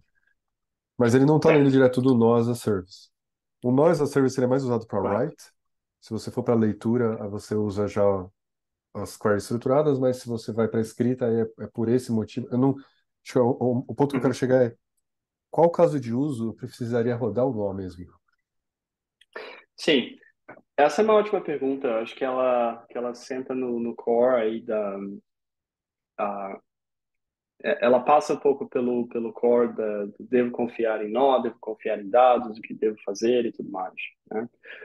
Existem casos de uso que são realmente mais online, mais tempo real, né? Então, digamos, você recebeu um novo bloco e você procura ali algo que interessa a você e você reage a isso enviando uma transação, né? Enfim, pode ser ou um bot de arbitragem, né? Enfim, ou realmente puramente escrita na rede, né? É, existem esse sistema de query indexada, ele funciona apenas para dados finais, por enquanto, né? Então, dados finalizados. Então, ele passa duas epochs para garantir que aqueles dados ali com um grau altíssimo de certeza não vá mudar. Então, existe essa diferença já para começar, né? Então, você quer dados basicamente em tempo real e tudo bem não ter finalidade, você vai para o nó. Agora, se você tem um caso de uso que, é difícil de indexar pelo nó, você requereria que você indexasse dados fora dele, fora do nó, para poder ter esse tipo de resposta, tal como o histórico de transações. Esse, para mim, é o principal. É, então, olha, melhor você contar com nó indexado. Você tem um sistema no qual os seus usuários precisam, digamos, importar a carteira, e dali você pega dados retroativos, pode até fazer muito disso com nó, mas pode ser que você tenha que executar, digamos, centenas de chamadas RPC ou milhares de chamadas RPC. Então, se você quer saber quais são os tokens que aquela conta detém, qual o histórico de transações daquela conta. Então, isso tudo você conseguiria ter mais sucesso fazendo uma chamada daquele do query com 250, a paginação de 250, você consegue ter acesso a essa lista de transações, paginando até 250 por vez, né? Então, ela corta um caminho bem interessante aí para dados históricos. Gerenciar o seu próprio nó sendo o archive node é complicado, né? Então ele gera um overhead operacional muito grande. Se você precisa de um sistema online, você não vai querer ter um só, precisa ter mais de um, né? Então, se algo der errado com um, você tem o outro para contar. Então, eu faria essa distinção, mas o que acontece também são clientes usando as duas soluções, né? Então, você tem uma aplicação que ela, digamos, um custodiante, e aí você importa uma carteira para lá, e aí você tem que mostrar um histórico, você já chama o query de dados indexados, você quer enviar uma transação e observar ela até chegar na finalidade, aí você usa o nó para isso, né? Então, faz sentido, né? Tem também a questão de custo, né? Eu acho que tudo que a Amazon faz, ela meio que. Aqui a gente sabe que a gente só vai ser bem sucedido né, em dadas produtos ou serviços, caso ele seja, né, com uma eficiência de custo boa, né? Isso é primordial, né? E então, no serviço de blockchain de nó gerenciado, você paga por hora que o serviço está rodando, porque sim, ele usa uma instância que está ali online, e você paga por requisições que você faz também. Só que o preço da requisição, ele é assim, eu diria bem razoável. É para cada 1 milhão de requisições, você paga US$ 3 na região dos Estados Unidos. Esse é um preço bem competitivo, né, inclusive. Ah, e na versão de query, queries estruturadas, você não precisa pagar o nó que está rodando, porque não tem. Você paga também por pacotes de milhões de requisição. Então, se você tem um aplicativo, sua empresa rodando, e você precisa monitorar apenas, digamos, 10 carteiras, para um caso de uso como esse daqui, né, do QuickSight, olha, você talvez não chegue nem a 1 milhão de requisições. Seria menos de US$ 7 por mês para ficar fazendo query das operações que tais endereços você monitora. Então, a ideia é ser realmente bem pé no chão, gerando bastante eficiência de custo e fazendo, né, com que empresas consigam entregar é, valor, entregar seus aplicativos mais rápido, de um jeito mais simples. Né?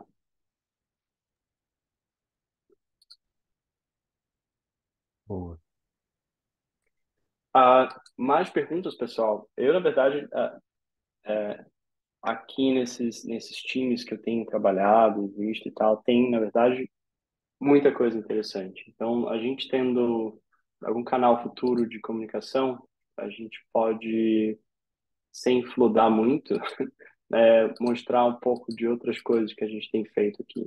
Né? Então, uma delas, acho que é útil, seria botar um contato meu aqui, caso vocês queiram fazer tipo uma reunião um para um falando sobre, cara, estou precisando de ajuda com tal coisa, como se fosse uma consultoria, um bate-papo com um pouco mais de tempo. Né? Esse é o meu link, né? Se quiserem marcar alguma coisa, enfim, fiquem à vontade. A gente tem vários posts de blog que a gente se dedica, enfim, horas a fio, às vezes são benchmarks, às vezes é solução com cliente, às vezes enfim, que eu acho interessante também compartilhar aqui. Então, por exemplo, esse daqui ele é sobre como usar computação confidencial para criar um ambiente seguro de assinatura de transações. Né? Então, o serviço da Amazon de management, Key Management, você usa isso num ambiente super privado, confidencial, de uma máquina da AWS para assinar transações de Ethereum. Né? Então, tem aqui um estudo extenso, 3 partes, como fazer isso usando Nitro Enclaves. Né? Mas fora isso, tem várias outras publicações e pesquisa, né, que a gente vem fazendo e basicamente tentando entender com os mais de 200 serviços que a AWS tem, como que a gente facilita para os desenvolvedores que estão querendo entregar aplicativos seguros, ah, em, em tempo, às vezes acelerando o tempo de mercado e tudo mais. Então a gente tem essa categoria aqui que eu colocaria, deixaria meio que salvo assim, e aí aqui tem de tudo, né? Tem desde como fazer um pipeline de CI/CD usando o Bezu,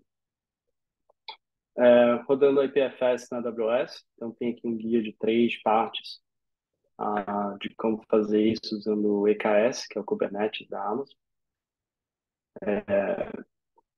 como criar um framework de tokenização, como fazer queries de, ah, enfim, isso aqui é basicamente sobre o lançamento do query, indexação de Ethereum, Bitcoin, ah, enfim, e mais, sabe? Então, tem bastante coisa aqui.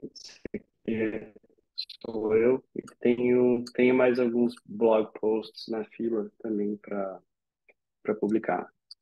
Esse daqui eu gostaria de dar um certo destaque também para vocês, que é a solução de Open Data, que basicamente você clica aqui em Launch Stack, ele é uma automação para ele ter acesso aos datasets públicos que a AWS mantém.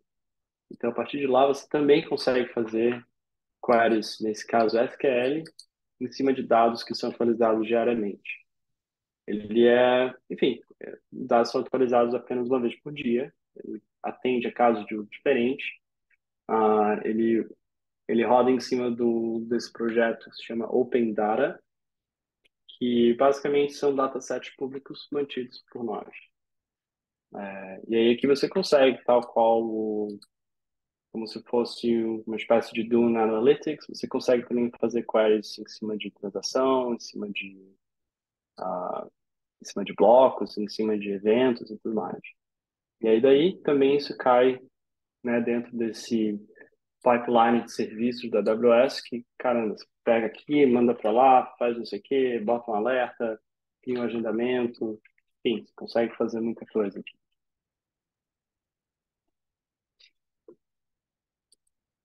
Muito, muito Sim, legal. é um universo bem amplo, daria realmente para passar bastante tempo falando. Tem as provas de conceito que a gente fez, tem esse lance de publicar vários nós ao redor do mundo e criar esse piping, né? Tem automação de código, enfim. É muito bom a gente estar conectando aqui o que precisar sobre. A ideia não é vender a AWS, mas a ideia é acelerar o desenvolvimento, né?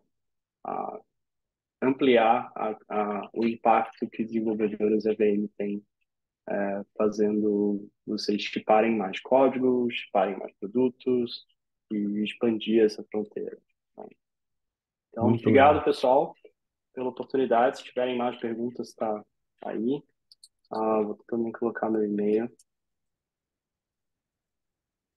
Everton, eu tenho uma pergunta, saindo aqui um pouco do tech e indo aqui um pouco mais para o estratégico, né? Até porque a Uhum, gente está no bear market e você está com um isso. ângulo muito interessante, né? Que pouca gente tem, né? Porque você tá, como você é um player de infra muito grande, você vê o que está rolando de aplicação ao redor do mundo, casos de uso real, tal, Uhum, muita diferença. Queria que você comentasse um pouco, porque às vezes cripto dá aquela sensação de que, principalmente em bear market, que os casos de uso estão morrendo. Sei lá. uhum, uhum. Aí tem cripto como um asset class, que aí beleza, o OneInch querendo subir 4 mil máquinas, que você nem comentou, que nem você comentou, tá ali para Não, tocar não eram cripto. eles, não eram eles, Ah, mas não era, era eu não posso, verdade, não, eu não você posso falou com falar ele. quem é, mas era uma exchange no caso, Isso. Então tem o caso de Isso, uso da mas Ex... Desculpa, uhum. eu ia Não, comentar pode que tem seguir, tudo o certo. caso de uso da Exchange, de cripto como asset class, a gente vê stablecoins aí como payments, cross-border, hedge Uhum, inflacionário. Se você pudesse uhum. comentar um pouco de casos de uso que você fala, cara, isso aqui não está tão óbvio, mas já está acontecendo, seria interessante, assim. Sim, sim, ótimo. É, eu acho que existiu a EVM o Ethereum ficou tão relevante que ele se desmembrou um pouco, né? Então, muita coisa que roda em EVM hoje não necessariamente roda na blockchain Ethereum. Então, a gente tem o Polygon, a gente tem os outros forks passados e atuais, e a gente tem as implementações privadas de blockchain, e a gente tem as implementações a nível de país de blockchain, usando EVM também, né? Então, a gente tem esses grandes pilotos aí sendo executados eu acho que hoje em dia já são pilotos e provas de conceito por mais de 100 países. Esse tracker, esse aqui é um site bem É interessante de dar uma olhada, ver quais são os estágios de evolução desses bancos centrais, querendo, estudando ou executando, né, pilotos ou até realmente botando em produção suas versões blockchain das suas próprias moedas, né? Então, eu acho que isso é algo grande, algo bem grande, né? Então, no Brasil, a gente está até num estágio suficientemente avançado com o Banco Central bem progressista que a gente tem, que é o projeto do piloto do Real Digital, com a recente implementação do Drex, na qual ele se propõe a não apenas não a resolver o problema de pagamento, porque isso o Pix já faz, e isso, enfim, vários países ainda não têm nem o Pix, então acha que esse BDC tem que ser para meio de pagamento, mas para colocar os bancos e instituições financeiras para funcionarem nesse mundo integrado e atômico para a resolução de problemas, para transações e tudo mais. Então, assim, eu vejo que do meu lado aqui também eu vejo empresas de seguro, empresas mais tradicionais, começando a experimentar com essa programabilidade que a gente tem na EVM e executar transações reativas. A gente tem ainda um problema que é a escalabilidade, né? Então a gente, com todas as Layer 2, a gente imagina que isso possa ser logo um problema resolvido. Ainda estamos passando por um período de consolidação delas, maturação, tiveram alguns problemas recentes enfim, com segurança em todas as pontes. A gente foi ano passado, eu acho, teve ataque no Axie Infinity, teve, enfim, um monte de problema, um monte de hack, que são problemas inerentes das blockchains públicas e isso a gente tem que resolver bem urgente, assim. Mas as Layer 2, imagino que elas possam trazer escalabilidade para esses casos de uso mais desejáveis nossos, né? Que a gente consiga trazer, não, não necessariamente com uma visão de, para o Ethereum voltar a subir, mas para o sistema voltar a ser muito útil, né? Então a gente precisa realmente dessa escalabilidade. Então existem muitas coisas do Ethereum que foram, de certa maneira, desmembradas, e do qual a blockchain Ethereum não se beneficia tanto mais por essa relevância, mas que ela inspirou outros sistemas, né? Ah, então a gente tem plataformas de tokenização sendo criadas por diversas instituições financeiras que funcionam em blockchain fechada, né? Mas eu observo aqui do meu canto que a EVM ela é sim a vencedora, né, por enquanto, né? Ela é sim a escolhida, né, escolhida pelas instituições financeiras mais do que outros, por exemplo, eu não vou nomear para não criar treta, mas assim, a gente vê a emergência e, por exemplo, Hyperledger Fabric, acho que é um exemplo interessante. Ah, é um projeto que não tem uma blockchain pública e ela não tem muita atividade open source. Então você não consegue criar uma comunidade de desenvolvedores, logo você tem uma dificuldade maior de ter esse engajamento todo que o Ethereum tem. O Ethereum é bem sucedido porque ele é aberto, porque ele tem uma rede pública. E dali foram se desmembrando e dando destino a outros casos de uso que a rede pública hoje ainda não atende. Então hoje a gente tem financeiro, seguro é bem interessante porque ele acaba movimentando muito dinheiro, sim, mas ela lida também com ativos do mundo real, né? Então, você tem aí seguradoras que precisam muito lidar com mecanismos de antifraude, com uma certa, não vou nem dizer uma total transparência para o consumidor, mas pelo menos uma transparência para eles, né? Um entendimento daqueles dados, evitar que dados sejam fraudados. E essas empresas já começando a usar tecnologia blockchain para isso. Tem um projeto bem interessante lá de trás, que era o At the Risk, que eu torço para que eles ainda estejam vivos, sim, né? Aí, pelo Eu menos acho, eles têm site, mas eu acho que está funcionando aí, né? inclusive, eu acho que na E eu acho que Gnose Safe ele já uhum, está implementado embedded lá. Você vai rodar uma boa, safe. boa, maravilha. Esse projeto aqui, ele é de 2015, eu acho. Ele é bem antigo. E é muito bom saber que ele ainda está vivo, né? Porque ele é de 2016. Porque ele desintermedia uma categoria de empresa que é, no geral, bem cruel, que acumula muito, né? Que são as grandes seguradoras. Eu acho que esse é um caso de uso promissor. As comunidades, os DAOs, né? Enfim, ah, acho que existe ainda um bocado de maturação para ser feito. Muita gente foi muito otimista, né, para as DAOs, mas no fim muitas acabaram tendo que resolver problemas do cotidiano para poder continuar existindo. Então, basicamente, comunicação e interação de pessoas, convencendo uns aos outros. Eu acho que, né, tem uma corrida pelo propósito ali também. Mas eu acho que, para começar, tudo que envolve dinheiro, valor, confiança, ele pode ser reprogramado. Enfim, Pô.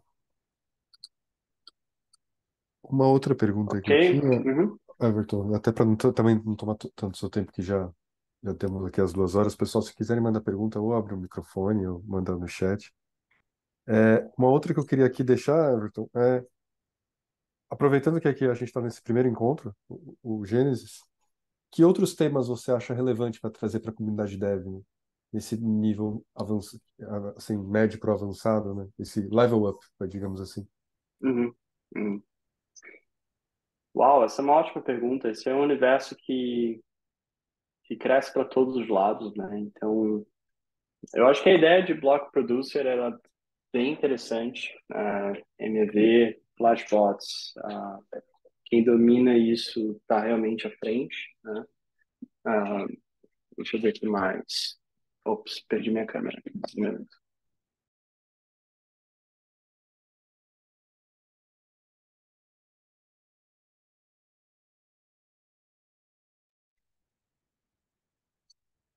Deixa eu ver se minha câmera reaparece. Ok. Eu acho que tem também algo super interessante, ainda usando o nó de blockchain, né? Existe uma série minha câmera acho que já deu falência aqui, mas existe uma série de tipos de query de RPC que podem ser otimizadas no geral. Eu já observei clientes dando muita volta para resolver um problema e às vezes a gente consegue simplificar muito disso. Então, dependendo, a gente poderia falar algum dia sobre quais são os padrões de RPC interessantes de se fazer. Nem sempre a gente vai. Eu, no geral, eu não uso, apesar de eu gostar muito do Ethers.js, do Hardhat, enfim, na verdade, até o RPC provider do Hardhat é basicamente, praticamente o melhor que tem.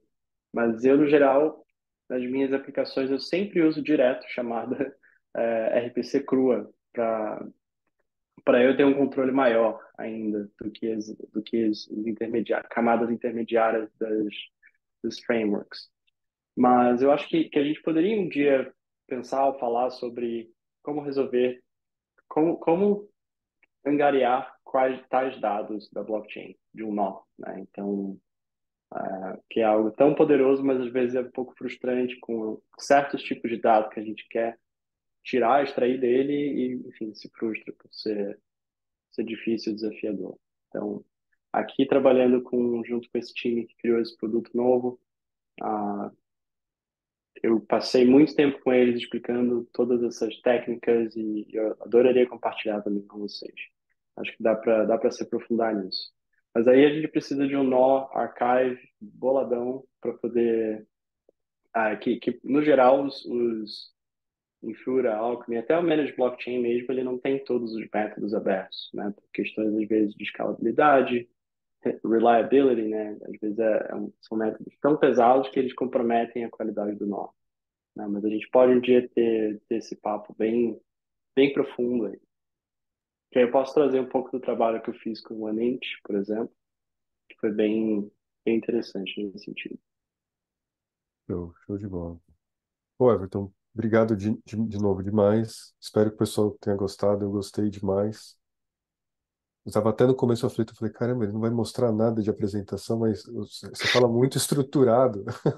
É muito conhecimento aí para compartilhar. Então, Ah, que bom, cara, que bom. Porque até tem um monte de slide aqui, mas eu acho que no geral, quando a gente toca isso em nível de papo, eu acho que é sempre mais produtivo, né? Sempre mais, você consegue sempre abrir mais a cabeça. muito legal. Muito obrigado de novo por estar aqui. Se ninguém tiver mais nenhuma pergunta, a gente pode parar a gravação. E, gente, eu vou deixar de novo o link do Discord aqui para vocês mandarem temas ou o call for papers, se alguém quiser também mandar tópicos dos próximos passos.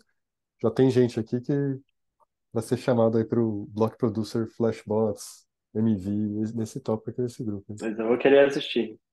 Super. Boa. Eu vou mandar o link aqui do Discord de novo.